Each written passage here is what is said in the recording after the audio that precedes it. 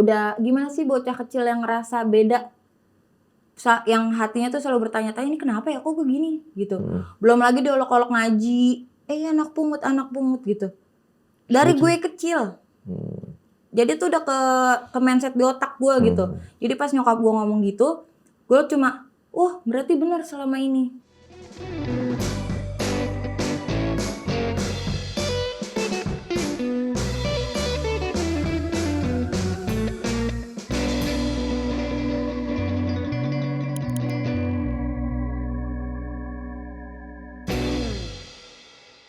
Obrolin aja bareng gue Alex Roy cuma di Nadir Podcast. Satu-satunya podcast yang membahas tentang masalah kesepian secara spesifik. Karena kenapa? Karena setiap manusia pasti pernah merasakan namanya kesepian. Dan di sini dengan ada Nadir Podcast ini, gue pengen dibikin jadi satu motivasi buat kalian semuanya. Dan kalian juga harus sadar kalau kalian tidak hidup sendirian. Oke? Gimana nih guys? Kita mau dengerin gak nih cerita teman-teman gue tentang mereka mengatasi masalah kesepian sampai pada titik terendahnya dan mereka bisa bangkit lagi, bisa bergejolak lagi, bisa survive lagi untuk mengatasi semuanya. Di sini gue datangkan seorang narsum, seorang tamu, sahabat lama gue, bestie gue. Langsung aja kita obrolin bareng. Mili! Apa kabar Ibu Mili? Baiklah, lihat mekar gue. Megar ya sekarang ya? Lu gimana? Gue sehat-sehat terus. Iya. Oke dong. Sebelum kita bahas ini ya, tolong diperkenalkan dulu siapa ibu ini dan sekarang aktivitas pekerjaannya apa, silakan. Hai, gue Mili. Sekarang gue ngapain? Talent doang. Talent, ngurus kucing, anak, makan tidur, talent, ngurus kucing, anak. Udah makan gitu. tidur gitu deh. Makan tidur talent, makan tidur ngurus anak, makan tidur talent ngurus anak. Udah gitu. Cap-cip, cok bangun, cok yang mana? Begitu deh. Mau ngapain lagi? Iya, tapi masih aktif dia jadi talent juga masih aktif di. Masih. Nah, itu dengan Mili tuh pernah dapat satu satu predikat, adalah sebagai mami kucing. Iya kan? Mami tau. Bunda kucing. Bunda kucing. Mami mah gerem. Iya. Enggak. Bunda kucing ya. Tolong jelaskan, lo bisa dapat predikat itu dari mana dan dari tahun kapan sampai bisa lo diberikan predikat bunda kucing itu? Gara-garanya mungkin karena gue suka kucing itu dari kecil. Dari kecil gue tuh suka banget kucing. Cuma di rumah gue itu bokap nyokap gue tuh agak keras banget sama kucing. Jadi dia kayak yang nggak boleh gitu. Tapi guanya tetap nih kekeh piara, dibuang lagi. Gue ada kucing jalanan gue bawa lagi terus gitu sampai 30 tahun. Sampai sekarang maksud gue. Cuma karena gue ngerasa capek kayak yang ini nggak bakal kelar nih karena kayaknya mindset bapak gue sama nyokap gue tuh udah garis keras nih. Karena gue udah ngelawan dari kecil ibarat kata gitu kan. Sedangkan anak kecil aja biasanya kalau minta sesuatu tuh dibolehin, dikasih, dibeli. Sama gue juga gitu. Cuma enggak untuk kucing gitu. Oh jadi sebenarnya anak kecil zaman dulu minta Barbie, lu untuk kebebasan untuk miara kucing ya? Ibaratnya kayak gitu ya? Jadi kalau buat mainan, duit, fasilitas lengkap gue. Cuma nggak boleh kucing doang. Sedangkan gue lebih ke kucing ketimbang gue mainan gitu. Dan mereka kan jarang di rumah. Saking sayangnya lo sama kucing ya? Saking sayangnya, bahkan gue pernah kabur dari rumah tuh gue bawa kucing. Nggak, gue tinggal, gue bawa. Terus sampai akhirnya gue lari, turun ke jalan tuh kabur dari rumah. Tahun? 2010. Tadinya gue kuliah pramugari di Bandung, cuma ada masalah lah di rumah. Tuk kabur gue. Lu kuliah pramugari itu kan mahal bu, lu cuma gara-gara kucing lu akhirnya? Enggak, bukan gara-gara kucing, cuma karena selama ini gue selalu ngikutin maunya orang tua gue gitu loh. Jadi kayak yang ngerti. Gue kuliah ya gue nurut. Terus jurusan yang ini gitu. Terus pramugari ya udah laju lah. Yang milih pramugari lu apa orang tua lu? Orang tua gue dulu. Dari kecil tuh ntar kalau udah gede jadi pramugari ya gitu. Terus impian orang tua lu ya bukan? Terus pas gue kuliah ada pramugari, kayak tes pramugari di kampus gitu loh. Ikut tuh gue, iseng kan. Lo tau lah pramugari harus gimana. Gue belum tatoan waktu itu. Gue iseng ikut tes, lolos gue. Gue ngomong sama nyokap gue, wah bagus dong ya. Tapi gue harus sekolahnya pramugarinya itu di Bandung, di Avian Training Center waktu itu kan. Karena emang mungkin nyokap gue pengennya dari dulu gue jadi pramugari, gue tinggal tuh kuliah gue. Masuklah sekolah pramugari. Dari situ deh tuh gue gila. Gila. Dari situ Tapi gue kalau gue juga ngeliat lu mending jadi pramugari daripada jadi mami kucing. Terus enggak, karena gilanya tuh gila kategori gila stres atau gila apa tuh? enggak, dari situ gue ngerasa gue selama ini Tertekan. tinggal tuh di rumah. Gue anak satu-satunya di rumah gue. Ya kan? Kamu punya kakak, kamu punya adik? Enggak. Terus habis itu gue sekolah pramugari itu dibolehin, terus gue ngekos. Gue piara tuh kucing lah. Terus gitu-gitu segala macam. Mulai Gitu-gitu tuh apa tuh? nongkrong gue bisa pulang sampai pagi. Terus Apa anda dikasih kebebasan ngekos itu ya? iya. Jadi yang selama ini gue tertekan di rumah. gue disuruh di rumah, tapi dia nggak ada gitu. Maksudnya nyokap bokap gue sibuk. Jadi kan gue sendiri dong, mainnya sama kucing kayak gitu. Terus akhirnya gue pramugari, udah tuh gue bisa pulang malam, nongkrong, kayak gitu-gitu sampai akhirnya bikin tato di DO. Jadi awal lu nemuin dalam kategori hidup lu kesepian, lu nemuin dengan lu bersahabat dengan Kucing. hewan ya, kucing ya itu. Kucing. Jadi teman lawannya ada kucing, maksudnya lu lebih nyaman dengan kucing daripada lu punya teman-teman segala macam atau sama keluarga lu bahkan ya. Iya. Lu lebih nyaman dengan Lebih kucing. nyaman dengan kucing karena dari kecil gue aja udah ngerasa kebuli kan. Terus gue ngerasa Ngebully gimana maksudnya? jadi kan background gue tuh anak adopsi. Tapi gue baru tahu itu pas ini gue ceritain dulu. SMA kan. Nah, pantesan kok gue ngerasa dibedain di keluarga gitu loh, ngerti gak sih? Kayak misalnya kakek gue ngasih jajan sepupu gue zaman dulu tuh 500 perak. Gue dikasih 100 perak. Terus gue gak boleh salah. Kalau gue salah, wah gue dimarahinnya lebih banget gitu loh. Sedangkan kalau gue bener, gue disayang banget. Asal intinya tuh di keluarga gue tuh, di nyokap bokap gue, lu jangan salah. Harus perfect banget gue dibangun. Nah ya kan gue pertanyaan dulu, itu tahun berapa dan pada saat itu kan lu tinggal di kakek lu, itu ada berapa orang yang tinggal sampai lu merasa dibedakan? Jadi Dibedakan dengan siapa? Dengan ponakan apa anak sendiri? Jadi rumah gua zaman dulu gua kecil itu sama kakek gua tuh seberangan. Nah, kiri kanan itu tante, sepupu. Jadi tuh gue dibedain Family semua situ ya? sekeliling itu tuh. Terus jadinya gue dibedain sama keponakan-keponakan gua, sepupu yang seumuran sama gua, dia bisa begini, dia bisa begitu. Udah ngerasa dibully lah, jadi akhirnya gua males. Mulailah tuh gua ngomong sama kucing. Main. Gitu. Jadi padahal dia lebih baik lu ngobrol sama binatang yang ngerti Iya. lu, walaupun dia bukan yang ngerti, tapi tidak bisa menjawab. Cuma karena mungkin porsi gue waktu itu gue kecil, gue nggak bisa apa-apa dong. Jadi nggak segila sekarang yang gue ngerasa gue bisa ngasih makan kucing-kucing gitu sekarang. Kalau dulu gue kayak lebih ke ya udah kucing gue dibuang gue nangis, kucing gue mati nggak gue bawa ke dokter gue nangis doang. Nggak ada yang nge-support, udah tenang ya kak gitu ya lah gitu kan. Nggak ada, jadi gue benar-benar yang ya udah gue nggak bisa ngebrontak, nggak bisa ngelawan. Dari jajan gue sisihin buat kasih makan kucing. Cuma anak kecil berapa sih porsinya gitu kan. Udah gede masih perang tuh sama bokap gue tuh, masih perkara kucing tuh di rumah. Akhirnya gue ada masalah, terus akhirnya gue cabut dari rumah.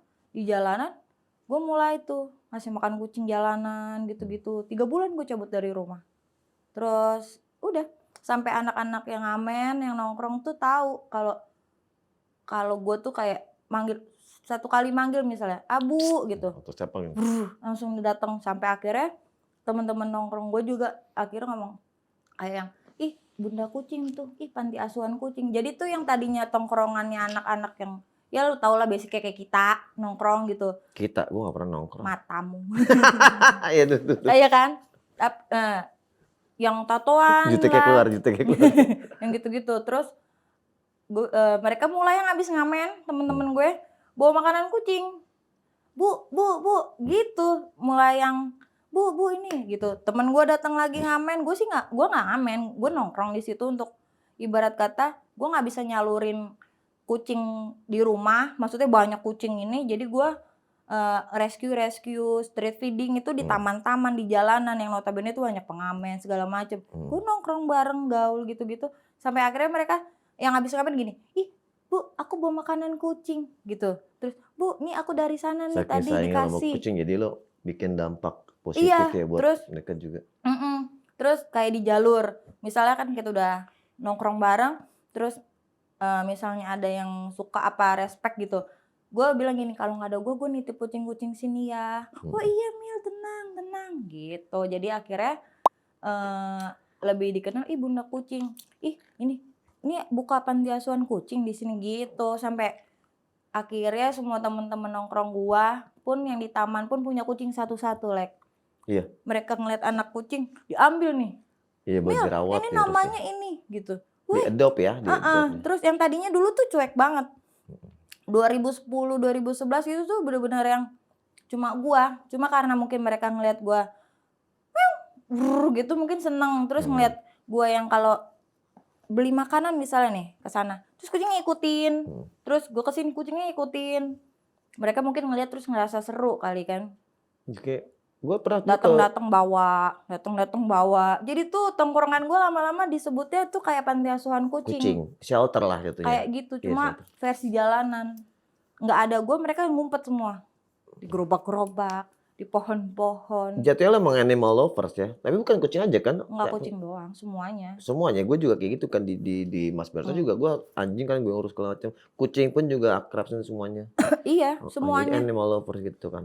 Nggak tahu tuh kenapa gitu. Gue lebih nggak tega ke hewan ketimbang ke manusia. Iya. Parah. Nggak, bukan gitu, bukan Kejam kayak nggak? gitu maksudnya. Kayak kucing, binatang kan ya begitulah pokoknya jangan ngomongin biadab apa nggak biadab, manusia lebih biadab lagi daripada binatang sekarang. Iya. Manusia kadang lebih biadab daripada hewan. Benar. Gila, teman makan teman, mana ada kucing makan kucing. Teman makan teman, sahabat makan sahabat gitu. Nah, terus dari kucing itu, saking lo jatuh cinta sama kucing animal lovers. Lu pernah tinggal sama kucing kan? Iya. Tapi titik terendah lo lu pernah ditinggalin sama Almarhum suami gue sama anak gue, itu titik terendah. Dibilang titik terendah sih nggak terlalu rendah-rendah banget ketimbang masalah gue sebelumnya gitu. Kayak gue SMA gue baru tahu gue anak angkat. Nah itu ceritain dulu. Coba bayangin lo, Ceritain dulu. SMA gue lagi Iya, lu cerita sama gue, iya. ujian nasional yang buat lulusan, lu bayangin. Terus gue pulang PM telat doang. Gak apa-apa nih kalau papa nonton, bro. Iya kan? Papa, ada Alex gak apa-apa, Papa? Ya terus gue pulang PM maghrib. Jadi bokap gue jemput, karena gue udah kemalaman gue naik angkot. Jadi bokap gue jemput, gue udah pulang. Jadi dikira gue main. Tau lah kan protektif banget kan gue. Bener-bener itu banget lah, dikekang banget. Cuma selisih kayak gitu, gue pulang terus gue nggak ditegor. Gue lagi ujian, nyampe pagi tuh gue bangun pagi. Gue lagi siap-siap mau pakai seragam, udah pakai seragam segala macam. Nyokap gue naik ke kamar gue di atas. Terus nyokap gue ngomong, udah lu kalau nggak bisa diatur lu pergi aja lu sama orang tua lu. Well, gue mau ujian, bayangin. Terus gue langsung yang mental lo drop dong, maksudnya orang tua gitu. yang mana gitu. Maksudnya kata gue, iya lu nggak bisa diatur gini. Terus gue yang itu umur berapa Mil, sorry Mil? itu SMA, gue mau ujian Kelas? 16 SMA kelas 1, kelas 2, kelas 3? ujian nasional kelas 3 SMA. Kelas 3, udah mau lulusan. Itu lagi ujian. Dia baru nyebut. Itu gara-gara gue pulang nggak bareng bokap gue. Jadi bokap gue jemput, gue naik angkot karena takut kemalaman kan. Jadi keselisih jalan doang. Gue pulang sampai rumah didiemin. Tapi kan inisiatif baik lo untuk balik ke rumah. Coba kalau lo dugem segala macam, itu mungkin lo boleh diomelin loh. Kan gue bilang, lu kalau nggak salah, lu tuh disayang banget di rumah itu. Tapi kalau misal lu salah, atau lu benar tapi menurut dia salah, yaudah lu kelar lu. Gitu. Dibilang jahat sih enggak, cuma gue kayak punya trauma kecil aja gitu yang dari kecil gue udah ngerasa, ih kok gue dibedain. Terus gue salah dikit, ya gue dipukul gitu kan. Cuma udah gimana sih bocah kecil yang ngerasa beda, yang hatinya tuh selalu bertanya-tanya, ini kenapa ya kok gue gini gitu. Belum lagi diolok-olok ngaji, anak pungut gitu. Dari gue kecil. Jadi tuh udah ke mindset di otak gue gitu. Jadi pas nyokap gue ngomong gitu, gue cuma wah berarti benar selama ini gitu. Gue turun ke kamar bokap gue, ada bokap gue masih tidur. Gue bangunin, "Pah, emang kakak anak pungut?" Nangis bokap gue ngomong, "Siapa yang ngasih tahu? Itu mama di atas." "Enggak kak, jangan, enggak gitu," kata bokap gue gitu kan. Gua tuh cabut cuma pakai seragam, nggak pakai sepatu. Karena ujian nggak bawa tas kan. Cuma pakai baju rok Seragam. sekolah sama kartu ujian. Gua telepon temen gua, bawain gua sepatu. Gue bilang, ada si Ayu namanya, sahabat gue tuh sekolah. Gue bilang, Hai Ayu. gue bilang, "Yuk bawain gue sepatu, gue kabur dari rumah nih," gitu. Udah dibawain tuh sepatu. Jadi gua cabut dari rumah tuh modal kartu ujian, udah sama seragam. Abis itu gue nggak pulang ke rumah, gue pulang ke rumah Ayu. Berapa hari? 2 hari deh kayaknya. Dan akhirnya yang jemput? Bokap gue nelpon, karena kan bokap gue tahu nih dia anak pasti ke mana gitu kan, ke tempat Ayu kan. Nah bokap gue sama bokapnya Ayu juga kenal. Dia telepon terus udah tuh ditenangin dulu sama bokapnya, "Angkat Mil, ngomong sama papa, coba selesain." Ya gitu. Akhirnya gue balik, tapi gue masih belum dikasih tahu Lek. Jadi gue belum, "Iya kamu nih gini," enggak. Ya udah pas gue balik maaf-maafan, tapi gue nggak dikasih tahu, tapi udah notice di otak gue nih gue bukan anaknya, tapi nggak ada penjelasan di situ kan. Sampai akhirnya gue lulus SMA, terus gue kuliah, udah mulai rada-rada ngerasa gede gitu, gue tanya dong. Tanya lagi. Tanya lagi, tapi nggak dijawab Lek. Sampai gue kuliah tuh gue nggak dijawab. Sampai akhirnya gue mulai ikut gigs gitu-gitu, terus gue punya temen-temen Dan tatoan? tatoan nongkrong, gue buat acara juga dulu gigs kan.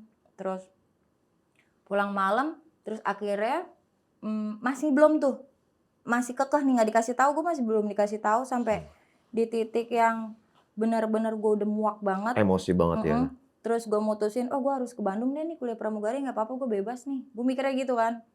Ya udah mau gue kuliah ke Bandung pramugari, di situ gue mulai kayak ngeberontak tuh. Nah, gue ke Bandung berapa bulan gue bikin tato pertama nih kecil. Gitu. Nggak ada, kita ngomongin tato dulu. Akhirnya lu ke Bandung buat nemuin, buat nyari tahu siapa? Buat kabur dulu. Pengen lepas dulu nih pelan-pelan sambil nyari, tapi nggak ketemu kan.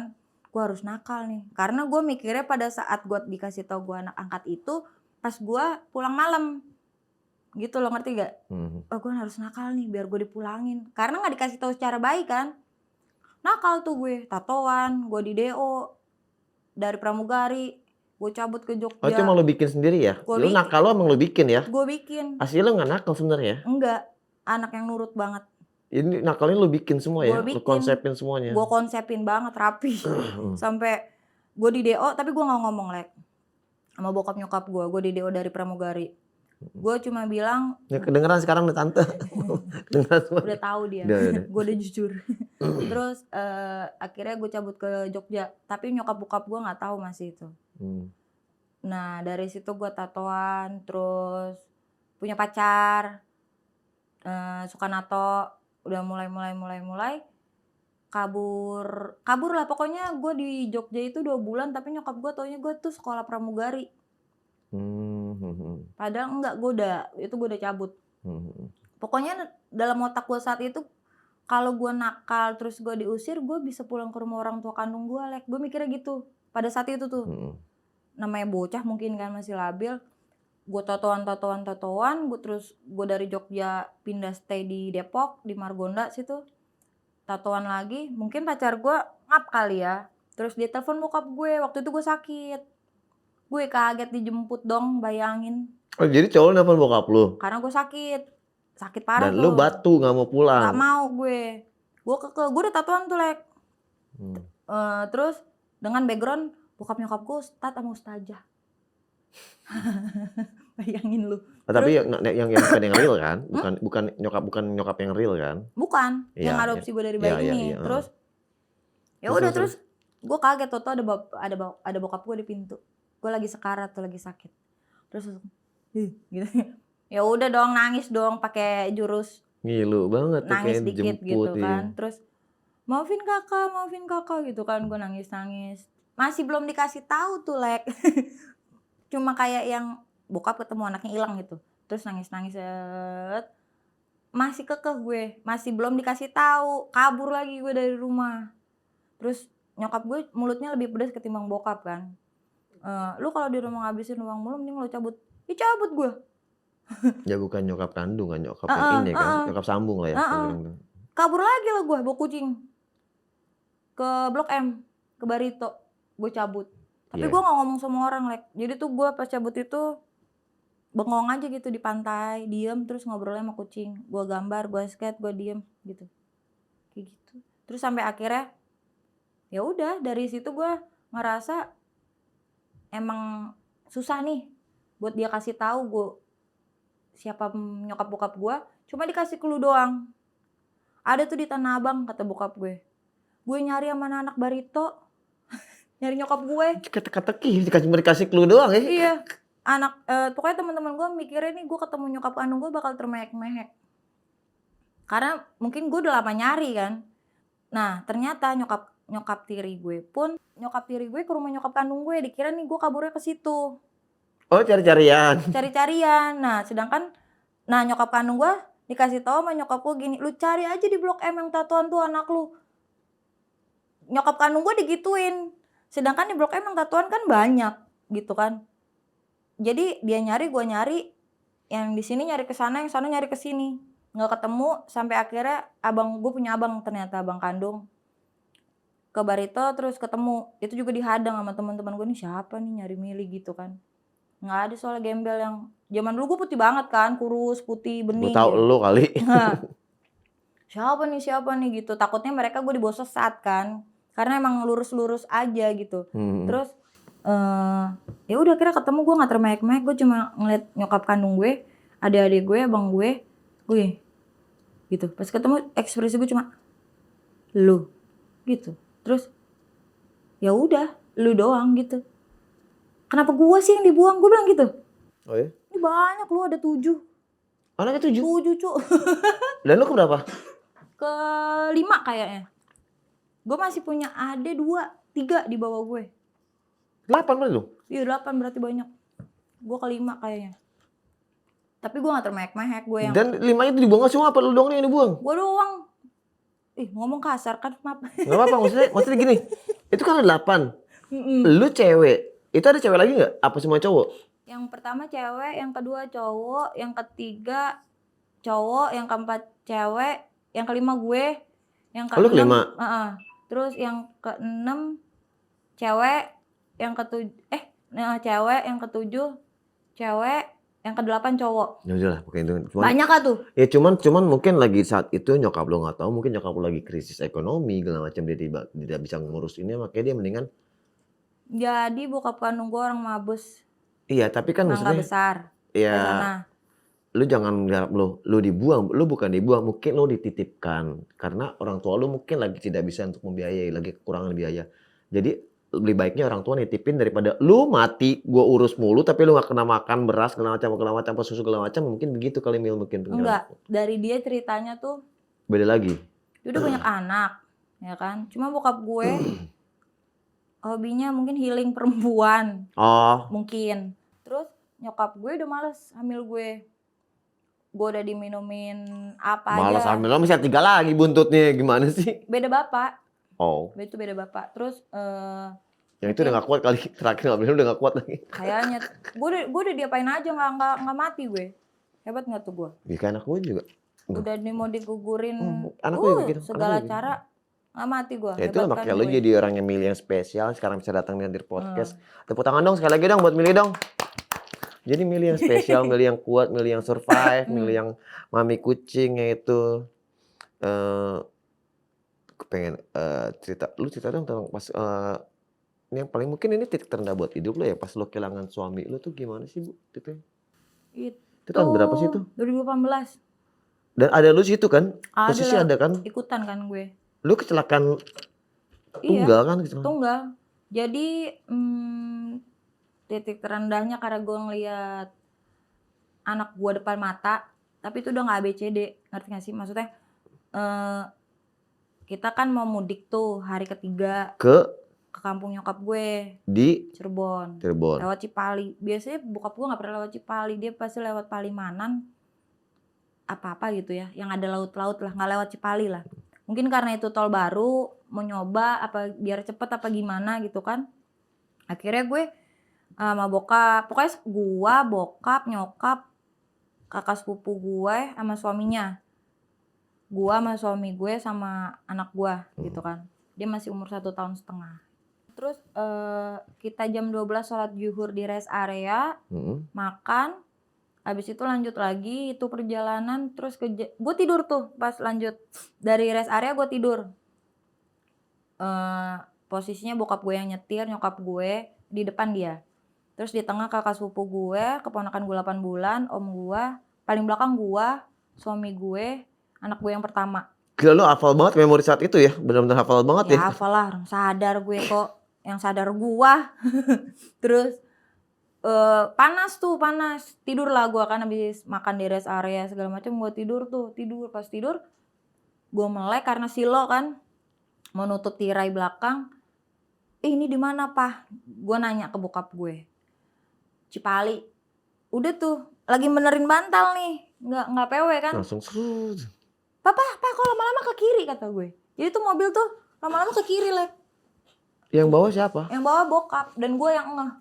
Pak, kok mobil lama-lama ke kiri? Mungkin belum mingkem kali mulut gue tuh udah nabrak pembatas yang hitam kuning tuh. Bokap ngantuk ya. Drak gitu. Kebalik tuh duduk. Teguling bener-bener. Iya, orang nyampe kayak perahu. Itu rumah gue, mobil gue. Rumah gua. Gimana sih? Enggak beneran kayak Dan perahu. itu ada di berita? Ada. Masuk berita gue udah jadi artis 2018. Yang artis apaan? Orang artis tuh gila loh. Artis kecelakaan. Terus ya udah gitu terus nabrak tuh mobil gue ada di tengah marka jalan. Kan gue mau ke sana nih.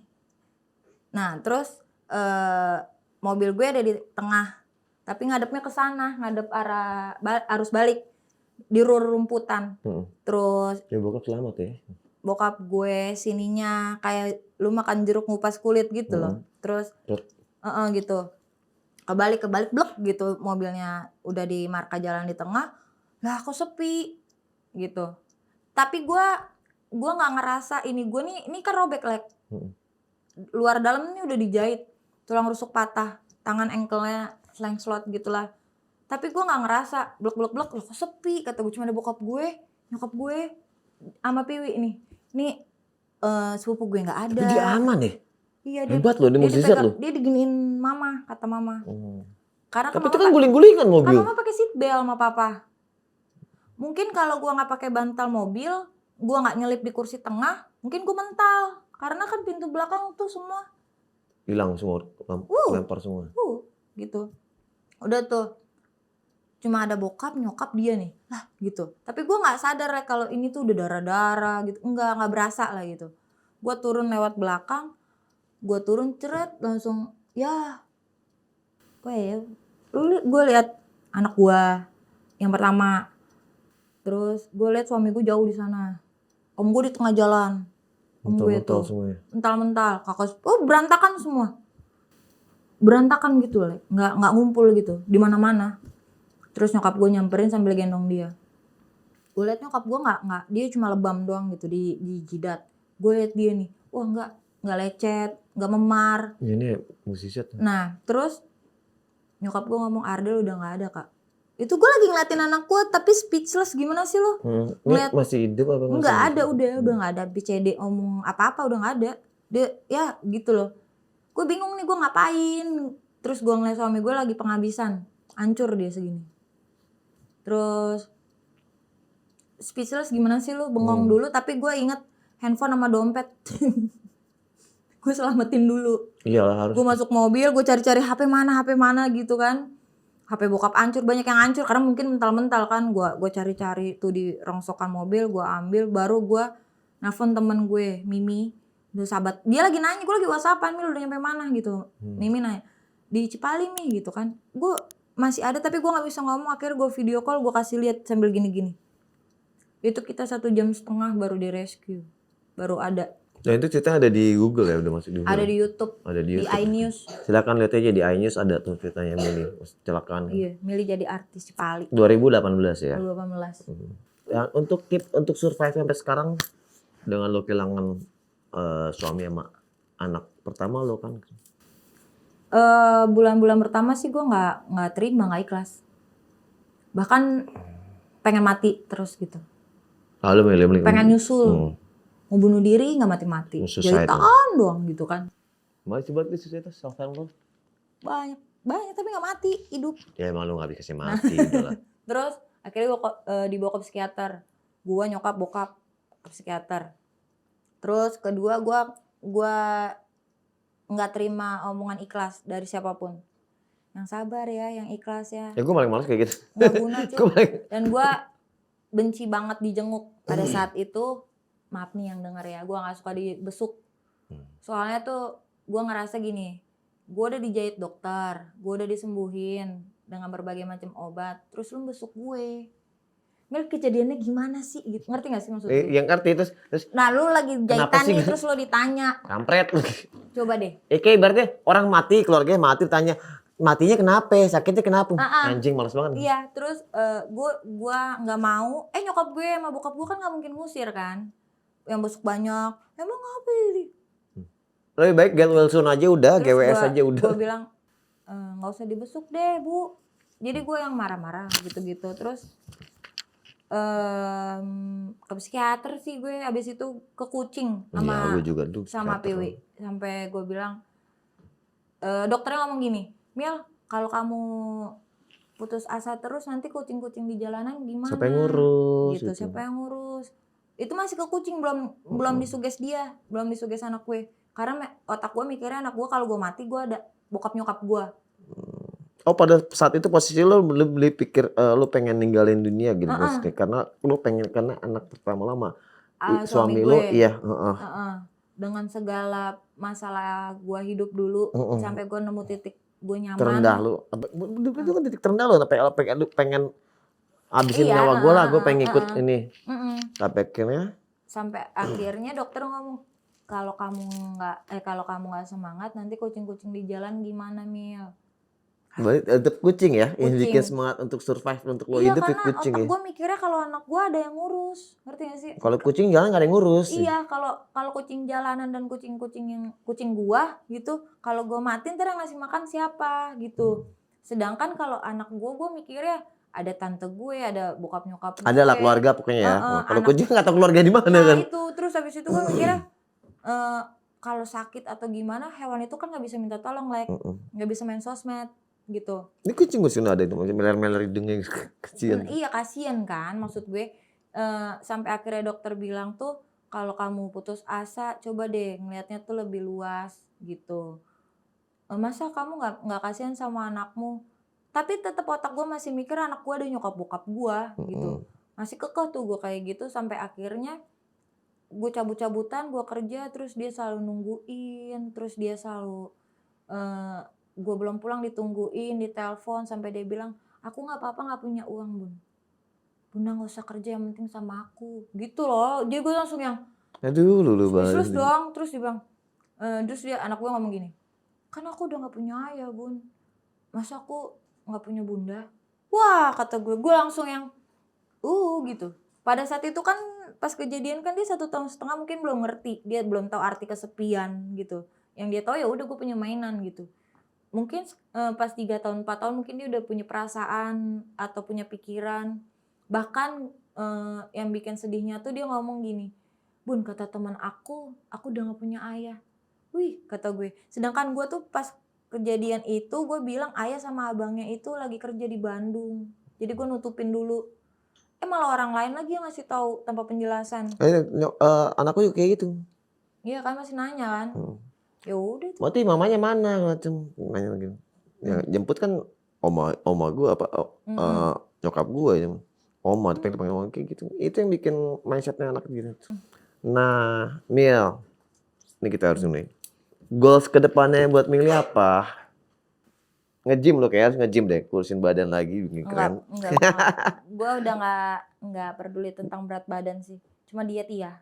Iya ini Iya kan? Iya leher lu tuh. Cuma lu kan jadi talent ini. Iya.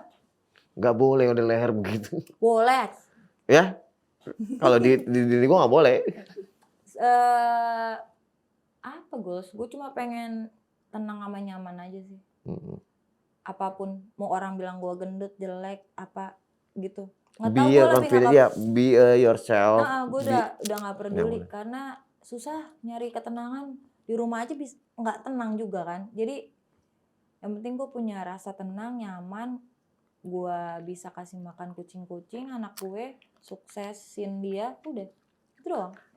Mau gue dibilang gendut apa? Tapi nggak bahagia kan, kita susah nyari bahagia. Kalau gue sampai sekarang belum nyari bahagia. Udah jangan masalah bahas lagi. Terus Susah emang. ya Cuma itu. ya Apa karir pasti lo mungkin ada lah. karir lo mungkin mau diterapkan lagi untuk lebih keren lagi, atau lo pengen bikin Apa? something, atau mau bikin usaha atau apa lo?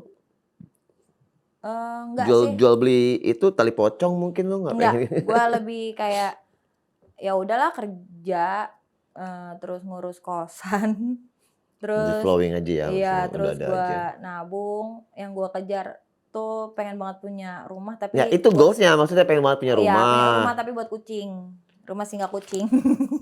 Buat anak lo dulu, buat kucing. Enggak cowok. Dia di Buat rumah dulu, nanti di rumah ada halaman gede baru buat kucing. beli Jangan buat kucing lo tinggal di depan rumah halaman kucing. enggak, anak gue udah punya Kan rumah. aneh kayak gitu ya. Kebalik dong. Lo beli rumah kucing, lo tinggal di halaman rumah kucing. Enggak gitu, Lex. Jadi tuh anak gue Iya. udah punya rumah. Anak. Dia udah punya rumah. Udah punya rumah. Udah tabungan. Iya, iya udah nggak Mereka apa. bokap nyokap gue gak bakal mau beliin rumah buat kucing, Lex. Iya, lu yang beliin nanti. Jadi gue. Di rumahnya dia. Enggak, gue bedain. Rumah dia. Oh, rumah lu rumah kucing.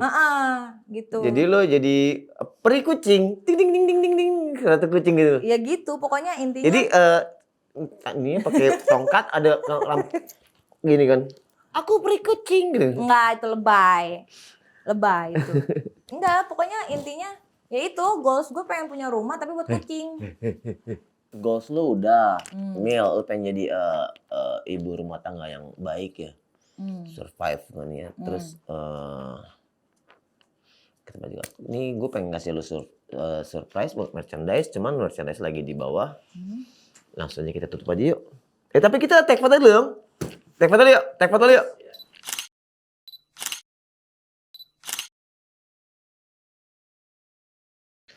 Oke, terima kasih buat kalian semuanya yang udah nyimak, udah ngeliat. Terima kasih juga buat Mili yang udah sempatkan waktunya untuk datang sini. Terima kasih banget Mili. Salaman suara seni. Semoga terus sukses, sehat selalu.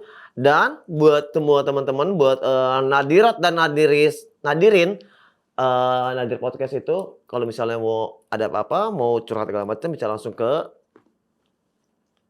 komen di bawah ini. Subscribe, like, share, and comment yang paling banyak sini ya. Ketemu lagi di Nadir Podcast berikutnya. Bye.